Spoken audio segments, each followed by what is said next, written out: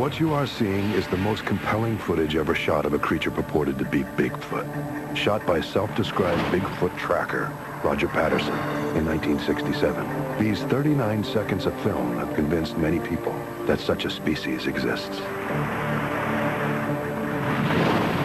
Repeated showings over 3 decades have ingrained these images into the public consciousness. Even commercials have been made about it as companies try to cash in on this apparently real image of a monster roaming throughout the Pacific Northwest. But is it real, or one of the greatest hoaxes ever found? There's no doubt in my mind that the Patterson film is a hoax. It is a human being in a fursuit. Cal Korff, an investigative journalist, has been researching the Patterson film for over 25 years. Look at this frame here. You can actually see a line going down here, which looks like either a zipper or again, a suspicious fur line. You can see on the body various patches of fur that are consistent with the suit. And there's no primate on the earth that has a fur line going down its spine. It doesn't fit. Though debates about the film's authenticity have raged for years, its origins date to October 20th, 1967, when Patterson allegedly crossed paths with a mysterious being. As I walked across the sandbar, I was able to get some fairly good footage of it.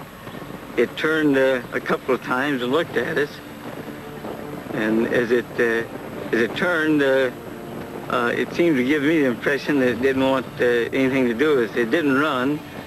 It didn't act scared, but yet it acted leery of us. While a clever hoax was immediately suspected, it is only recently that startling secrets about Patterson's film have been revealed.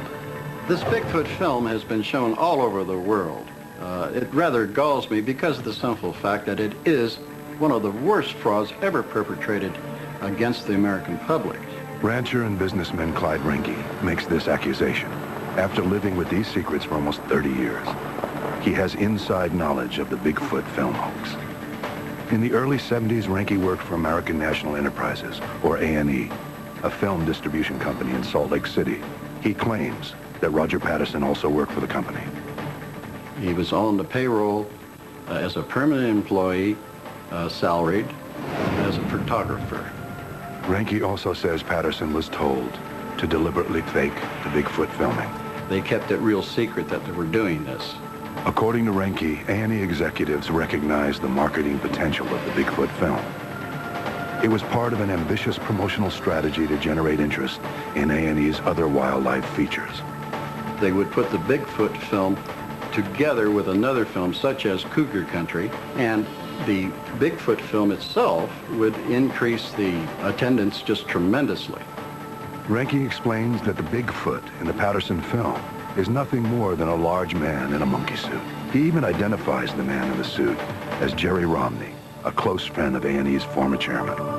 He's almost 7 foot tall. He's a big man. He must weigh at least 250 pounds. To check out Renke's allegations, we visited with Jerry Romney at his home in Salt Lake City.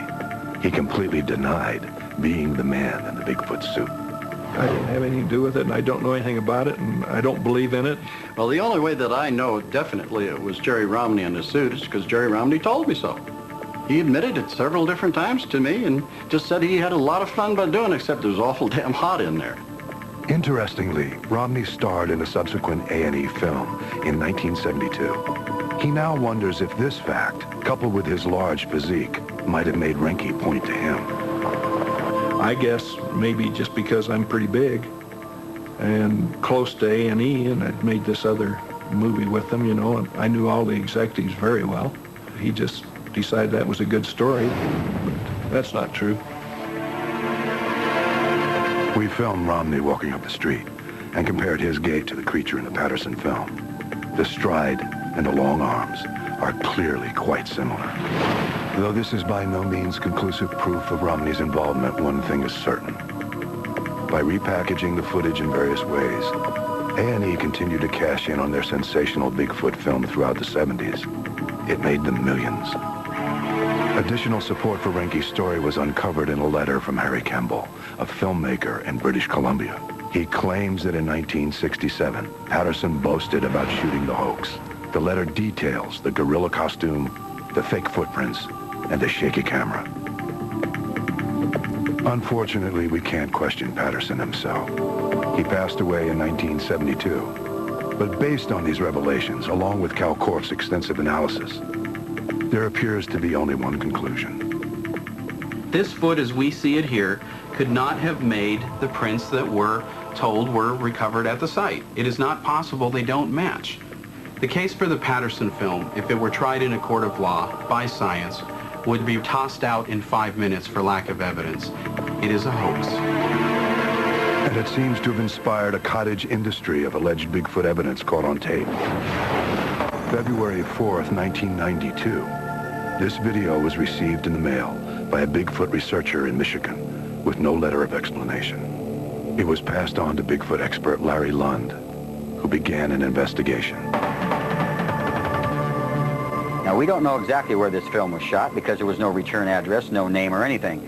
The fact that the man didn't even want to tell us his name makes us think right away that this is more than likely a hoax. Now, here he looks to us like a man. This looks like a man's gait and a man's walk. The creature in the video walks back and forth among the trees, acting elusive. He seems to hide as the cameraman tries to get a clear shot. But incredibly, this supposed Bigfoot stays in the area instead of fleeing to safer ground. Why would a creature hang around like that if not for a better camera view? We think a wild creature would take off through the woods and would disappear. Enlargement of the creature suggests a man wearing a standard ape suit. And together with the bizarre pacing, most experts have deemed this case a hoax, plain and simple. Early winter 1996. This mysterious video began to appear on television around the world. It purports to show a Yeti from the Himalayas, but it all looks too suspicious, starting with the creature itself. Look how the Yeti appears to be playing in the snow. Here, the creature gets up, looking rather clumsy, then starts up the hill. The Yeti appears to know when he's on camera. He's hamming it up, like an actor in a suit. It wasn't just the creature's man-like performance that created suspicions. Experts also questioned the tape's mysterious origin. We don't have the cameraman's name. We don't know where he shot it. We can't contact these people. We don't believe that. It's just like everything else. There is no basis, no fact to back up this film either. The mountainous terrain seemed out of place to scientist Jeff Meldrum. It was obvious to me immediately that this was not in the principal Himalayan range. The vegetation was inconsistent with the setting. In this report, Robert L. Fleming, a scientist who has traveled extensively in the Himalayas, also questions the legitimacy of the video. He says the vegetation and the snow conditions are both foreign to that region. And, in his expert opinion, the Yeti in the film appears amazingly human.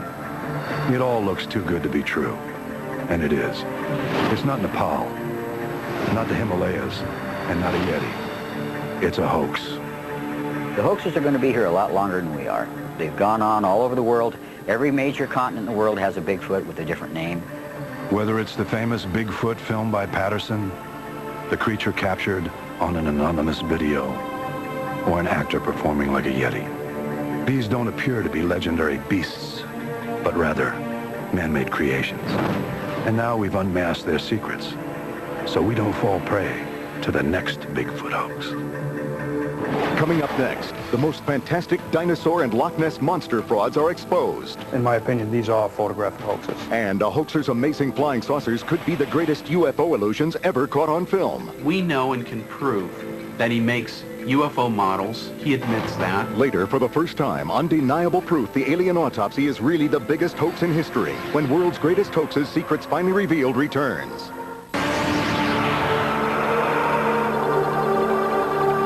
While videotaped and filmed hoaxes supposedly showing Bigfoot or Yeti-type creatures are on the rise, similar hoaxes involving alleged sea serpents and other legendary beasts have also been perpetrated. Great Britain, 1980. Many viewers were stunned to see this incredible footage appear on their television sets. A news-like documentary had people afraid to leave their homes because of an actual dinosaur discovered in the middle of London. Respected BBC reporter Nicholas Woolley had taken his camera crew in search of a brilliant former Nazi scientist suspected of conducting extraordinary DNA experiments, similar to what Hollywood would later show in Jurassic Park. These pictures, taken in very difficult conditions at 200 yards distance, disclose a reality more terrifying than anything our wildest suspicions had suggested. Not just the recombination of genes to make new species, but the recreation of species that died out millions of years ago. Showing considerable courage, our cameraman, Nigel Curtin, decided to go a little closer. I need. At this point, Curtin retreated. Yeah, okay.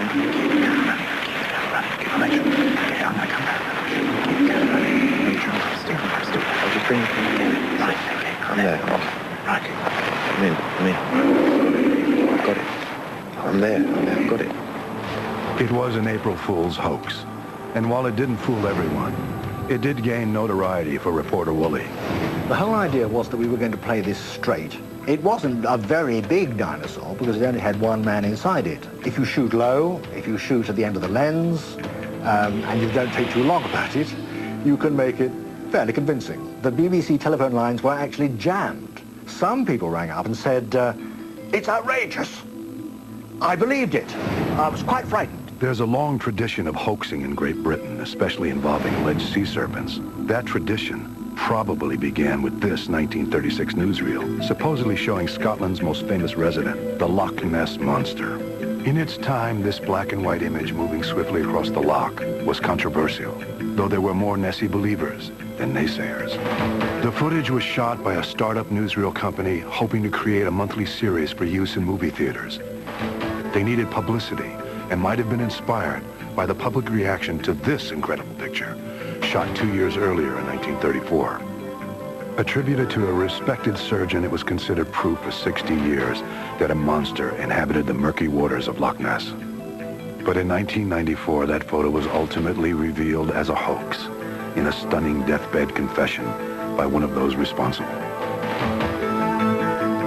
June 9th, 1977. These photographs of the gray sea serpent made headlines shortly after they were taken by a self-described shaman and showman, Doc Shields. Up until now, they have been considered perhaps the best photographic evidence of a living dinosaur. I went to Loch Ness because I intended to invoke the Loch Ness Monster, that I could have done a double exposure or put a little drawing or a painting behind it. You see, I wouldn't dream of faking anything like that. That is not in my nature. Despite Shields' adamant claims of authenticity, top photographic experts find the pictures too good to be true. We went to one of New York City's top imaging facilities, the Color Wheel Incorporated, to speak to the project manager of photo retouching, Russell Angrasani. Angrasani now uses state-of-the-art computers for digital retouching. But he's also an expert in the older conventional method of using chemicals, bleach, dye, and brushes. And he believes this is the method Shields used in 1977 to render the amazing Nessie scene here. In my opinion, these are photographic hoaxes. This animal is supposed to be upwards and over 30 tons, and yet it doesn't even make a ripple in the water. I don't lie. I never did in my life, and my photographs are authentic. Angrasani also found telltale signs of sloppy retouching, where the water background can be detected showing through the painted creature. One of the signs of this photo being a hoax is you can see the areas of water from the original shot that come in and out of the neck and head. The very scientist gave his opinion that the reflection and the neck of the monster was painted. Will he be a liar? Angrasani went on to point out other areas where chemicals might have been used to retouch the photos, and then demonstrated what could be done with today's sophisticated computers. He turned a cloudy day sunny. He added ripples and a shadow, and then he gave Nessie a family. Is there a possibility that they were not authentic? Yes, of course. That possibility always exists. But photographic evidence supporting the existence of a dinosaur-like creature living in Loch Ness does exist. Dr. Robert Rines, renowned MIT physicist and owner of patents on the most sophisticated sonar devices, saw it with his own eyes and with his submersible camera in 1972. He was stunned by what he observed. I saw the back of an animal. It was like the back of an elephant, and it was at least 25 feet. These underwater photos, including the now famous image of an entire Nessie and the close-up of the flipper, are the result of Ryan's diligent research. They were made with the aid of a strobe light, causing the light spots you see here. I knew that there was something in Loch Ness. But even this scientific evidence has come into question. Dr. Rhines has been accused by doubters of using photo-enhancing equipment to make his pictures more real and believable. While Rhines agrees that his photos have sometimes been enhanced, he says that it was done for clarity, not as a hoax. Amazingly, there is some evidence that sea serpents may inhabit other bodies of water even in North America. Take a look at this photo shot at Lake Champlain in 1977. The creature, now known as Champ, remains elusive. The photo has been declared genuine by some experts, and to date, no scientist has discredited it. But what you are now seeing could be the most provocative videotape ever shot of a similar creature. It was recorded in California this year. The large, scaly, snake-like animal was captured by two amateur photographers, one on shore and the other on a boat, both using high-8 cameras.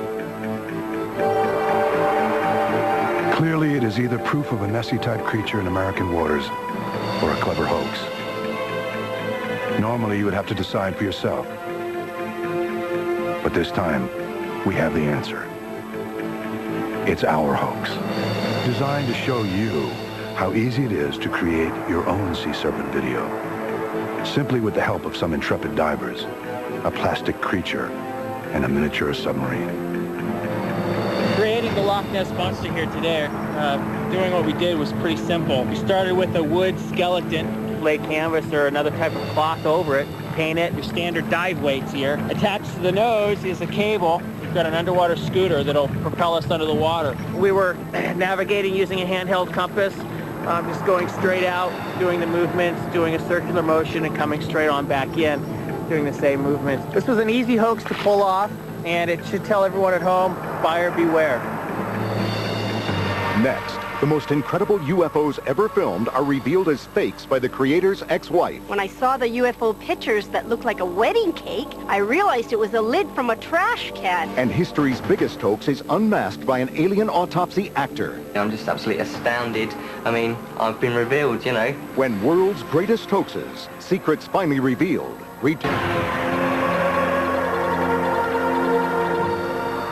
For over 20 years, these stunning films of metallic flying saucers, appearing to navigate over the Swiss countryside, have been seen as proof positive by people all over the world that we are being visited by extraterrestrials.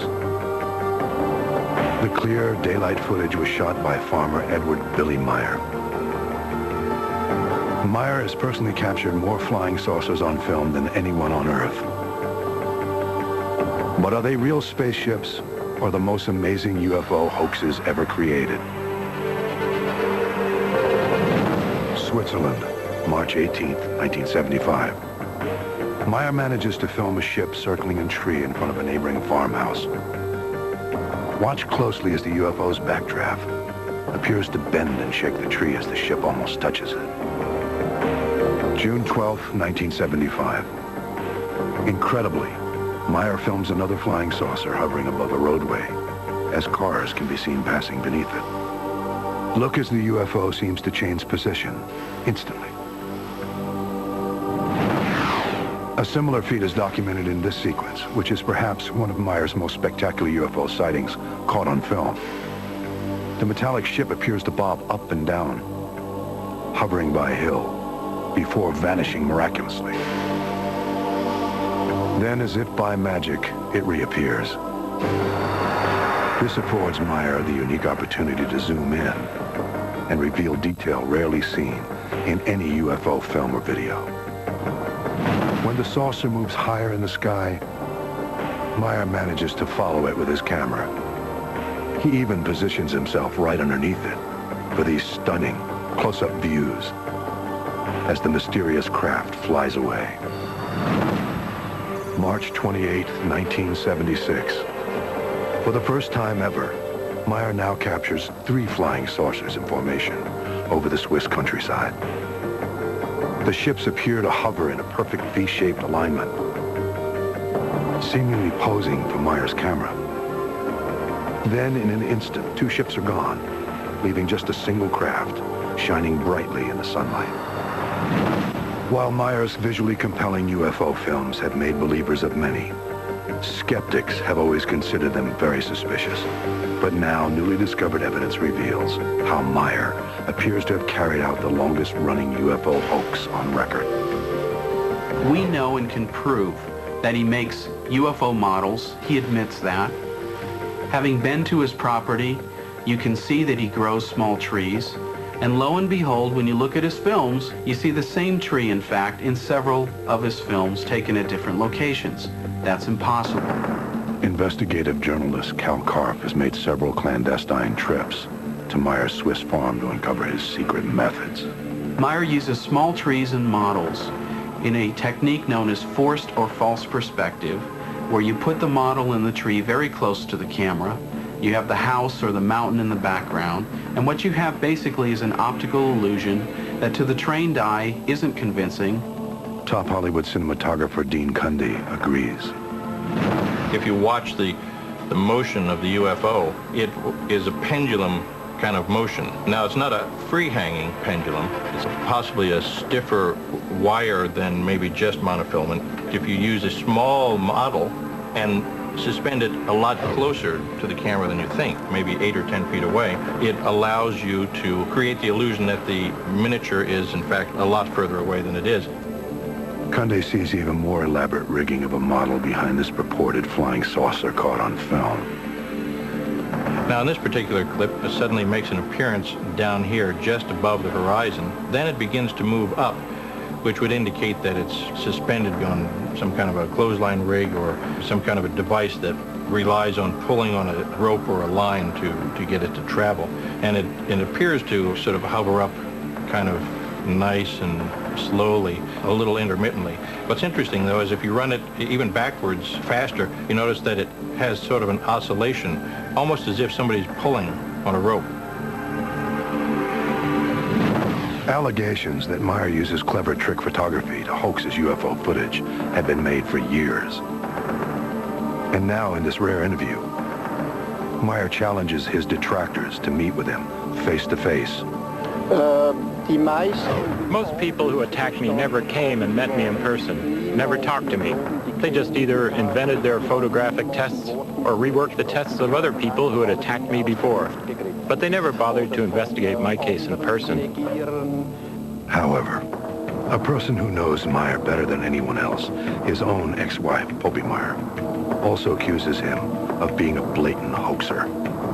She points to his most recent UFO film as perhaps his most outrageous fake ever.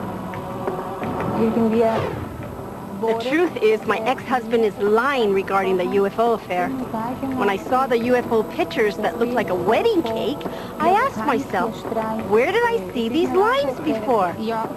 This underpart. I realized it was a lid from a trash can. I compared the lid with the spaceship and identified these lines as being exactly what is on the lid. Hopi Meyer reveals that her ex-husband's skillful use of models and household implements is not only manipulative, but downright dangerous. She warns that he is using his faked UFO images to finance and promote a cult. Thousands of followers worldwide have flocked to Meyer because they believe his message. Namely, that the end of the world is coming, and that his films prove he is the one chosen by aliens to help mankind survive. Meyer's critics say he has his cult completely under his control. Billy Meyer is like a god to them. This is a man who claims to be the Messiah. This is a man who tells you how to live your life, how many children you should have. While there's no hard evidence, Meyer's debunkers believe his cult could even turn apocalyptic, like Heaven's Gate.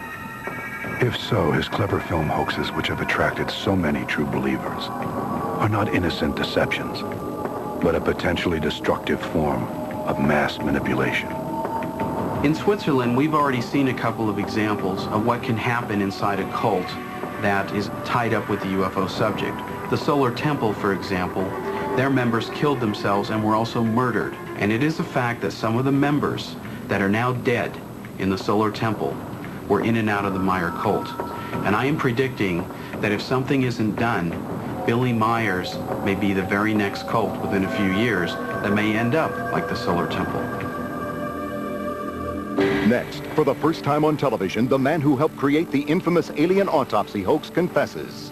We were contracted to create the tent footage and the actual alien head. Also, the secrets behind the biggest hoax ever. There's a white sheet over the body and they're tearing it. When World's Greatest Hoaxes, Secrets Finally Revealed returns. Of all the hoaxes ever filmed or videotaped, none has captured the public's imagination like the alien autopsy footage. When it was released by a British businessman in 1995, it made front-page headlines in newspapers throughout the world. Respected pathologists and top special effects experts were initially baffled by this realistic dissection of an alleged extraterrestrial. Viewers in dozens of countries have seen these shocking images of a 17-minute autopsy itself, as well as approximately 2 minutes of what was purportedly the wreckage from the alien spacecraft, which many claim crashed in Roswell, New Mexico in 1947. But the darkly lit footage you are seeing here has never been shown on national television. Although the alien autopsies film's promoters in England claimed it showed doctors at the Roswell crash scene examining the alien prior to the full autopsy, its poor quality made it difficult to broadcast. Until now. And in it lies the key to what can now be conclusively said is a hoax of monumental proportions. In this exclusive enhancement produced by the same technology that NASA uses to sharpen images from space, telltale signs of the hoax have been revealed. Look here. The supposed doctors' faces can now clearly be seen. Who are they? After an exhaustive investigation, one has been positively identified. He's no doctor. He's never been to Roswell. And he wasn't filmed in 1947, but videotaped in 1994. It's very clear. It's amazing what NASA technologies can do. I mean, I'm just absolutely astounded. I mean, I've been revealed, you know. What can I say? It's there, you can see for yourselves. I have been revealed. Elliot Willis is a former technician at a British production company called AK Music.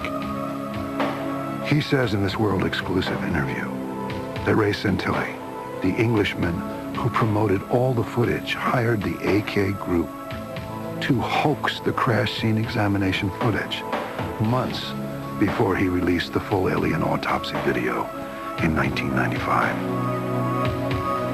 Santilli's instructions?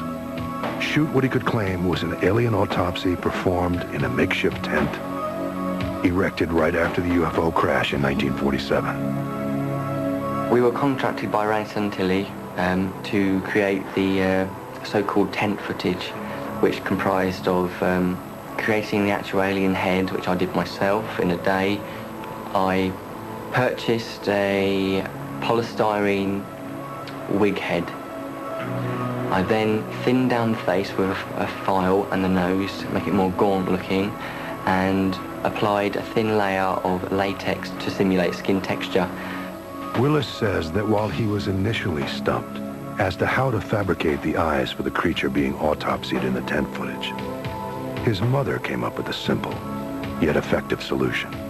My mum stepped in and said, "Hey, why don't you get an orange segment?" I said, "That's like an orange segment? What are you talking about?" She's like, "Oh, just listen to me. If you cut it into 4 and then you bend it, you then get that ellipse shape." So I did that, cut it to size, then tacked it in with small dressmaking pins, then covered it in black gloss paint.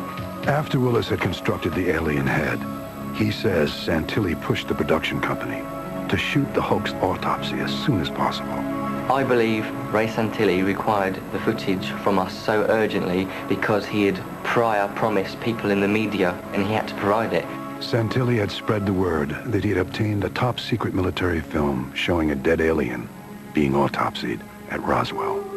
Willis says that since it didn't exist, Santilli had to create it. One of the directors, Andy, knew someone who had a farm who had a really dark, kind of dingy kind of back room that we could use. We asked Willis to explain how the footage was hoaxed. Here you got a strange lump. That's actually Andy. That's the son of one of the bosses for AK Music. He's got his head like that, so we could place the actual polystyrene head, because it was not a mask. It was placed where his head should have been, and then the sheets were brought up to cover it. Willis identified the actor on the left side of the screen as a local butcher named Ian. There's a white sheet over the body, and they're tearing it with a plastic bag. We're putting out sheep intestines and guts and bits, stuff like that. We're cutting it up with scalpels and stuff. According to Willis, the figure moving in the front left corner of the frame is supposed to be a nervous American president who flew to the scene. In reality, the actor is the man who owned the barn where the footage was staged. To help make it look authentic, Willis was put in charge of aging the footage, and then he added one final touch: film scratches. I've got the animation department to create me a loop of scratches. You can see those coming in. You see those? So we ran it over the top. Yet despite all of Willis's efforts to create a believable alien autopsy tent scene, Santilli was apparently unsatisfied. In 1994, we actually finished the tent footage, and it was ready and delivered to Ray Santilli. And then he actually phoned in and said, you know, this is wrong, that's wrong, we need to change this, we need to make it darker, we need to make it lighter. By the summer of 1995, the press began reporting that Santilli had allegedly uncovered both the alien autopsy tent footage and possibly a more elaborate video showing a full alien dissection in a brightly lit medical facility. Right away, Willis pieced together the obvious connections. When I actually heard the news reports, I mean, the press went mad. They were reporting alien autopsy footage found, and when Ray Santilli's name was connected to it, I realised that this was part of a big package, that he had used our tent footage originally to get the story going, and he promoted the alien autopsy footage after that once he had got everyone's interest. But Willis reveals that the more elaborate and ultimately more widely publicized autopsy of an alien was also a hoax, and that Santilli originally wanted AK Music to produce that as well. After we made the tent footage for Ray Santilli, he said he wanted to do it again in a white room, and he wanted to make it more elaborate. He wanted you to be able to see the bodies shot from down, you know, looking down on the bodies as they're cut open. We made inquiries about having the actual bodies made, but we just could not provide what he wanted in the time span. And so he went elsewhere. So where did Santilli go to have the considerably more graphic alien autopsy footage created?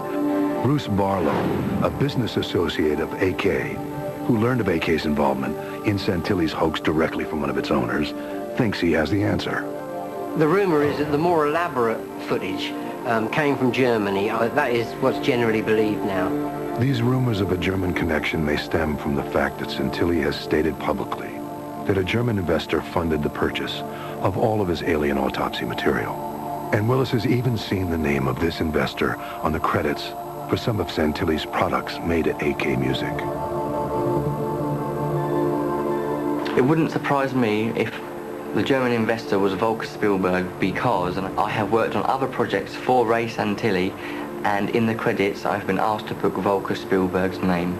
So, you know, German investor speaks for itself, doesn't it? Regardless of where the full alien autopsy footage was made, it is now clear to many medical experts who have studied these graphic scenes for close to 3 years that the individuals seemingly wearing contamination-proof suits are not surgeons or doctors at all. As I observe these people, they're clearly not medically trained people. They're certainly not surgeons. They're probably not pathologists. I believe they're actors. And in fact, they are not even well-trained or coached actors. Continued investigations into who could have directed these actors led to a little-known filmmaker named Nacho Cerda. His short, gory Spanish film called Aftermath, which realistically depicts human autopsies, has chilling similarities to Alien Autopsy in both style and feel, and also predates it by more than a year. Have nothing to do with this. And of course, again, if I was to do something with this, I would immediately reveal it, you know, because if I'm trying to get noticed by my skills, I would, you know, tell publicly that I was the the guy behind this. Eventually, the true filmmaker of the more elaborate alien autopsy footage will be exposed. And it may turn out, like Elliot Willis, that he or she is also the victim of the man responsible for this entire grandiose hoax. When I realised that the footage we were making for Ray Santilli was going to be used as a real alien autopsy, I had a mixture of feelings.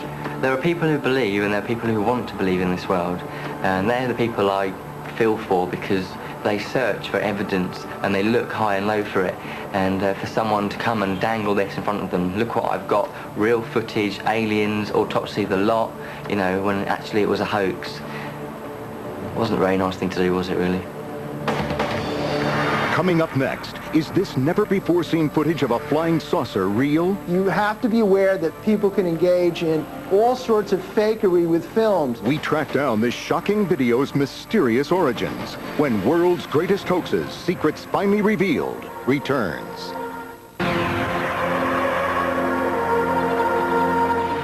Tonight, we've revealed the secrets behind some of the world's greatest hoaxes on film and videotape that seem too good to be true. The legendary and elusive Bigfoot may still be strolling through the world's forests and snow-capped mountains.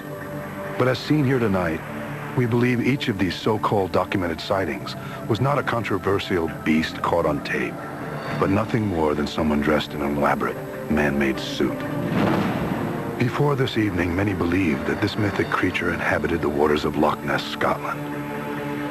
And it very well may. But we now know that these photos, long cited as evidence, were probably created by an artist's brush. And this footage that inspired so many to view our place in the universe in a different light represents nothing more than a Swiss farmer's manipulative ability with artful models, fabricated scenery, and camera tricks. And finally, the incredible Alien Autopsy production. A collection of 3 extraordinary events allegedly caught on film and presented to the world as proof that aliens exist. First, the tent footage, created to capture the interest of the world press, and the debris footage from the site where the UFO was said to have crashed in Roswell, New Mexico in 1947. Then the actual alien autopsy of a purported alien being elaborately produced in an attempt to turn the skeptical public into true believers. This famous case will now be remembered not as a historic documenting of alien visitation, but as with all these frauds, a cunning hoax perpetrated upon the world. You have to be aware that things can be faked, people can construct models, people can engage in optical illusions, people can engage in all sorts of fakery with films. Seeing isn't always believing. So what does this tell us about our gullibility? You've seen how some of these hoaxes have been created using simple techniques.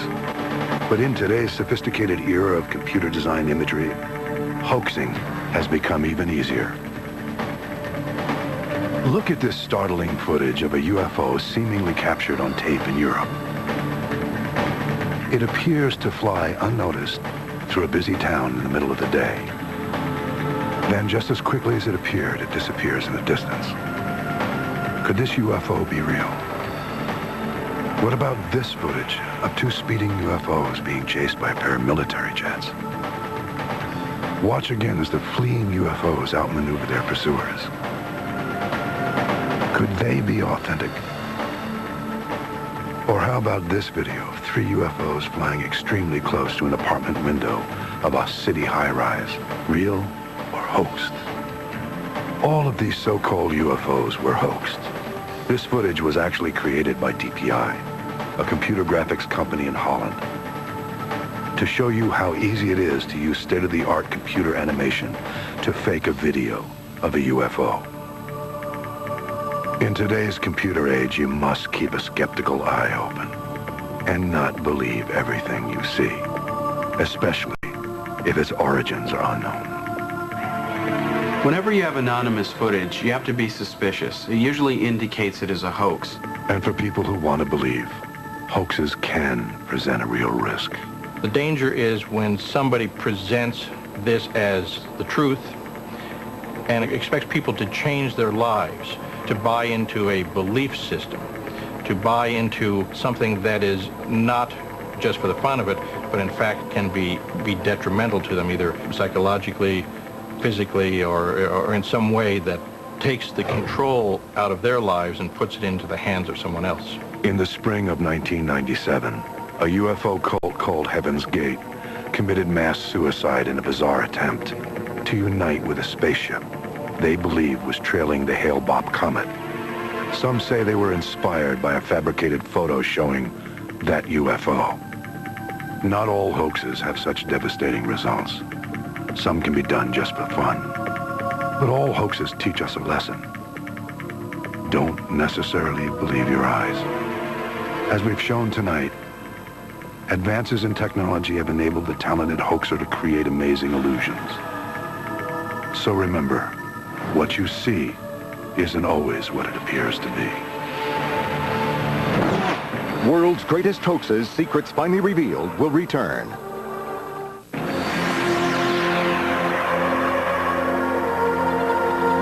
As the year 2000 approaches, the public's growing fascination with mysterious phenomena and possible alien contact is predicted to reach unprecedented levels. This compels us to be on guard against the video and film hoaxers. Their often impressive photographic frauds can easily be mistaken for hard evidence. We must remember that the burden of proof always rests with the one making the extraordinary claim. And if the footage looks too good to be true, it probably is a hoax.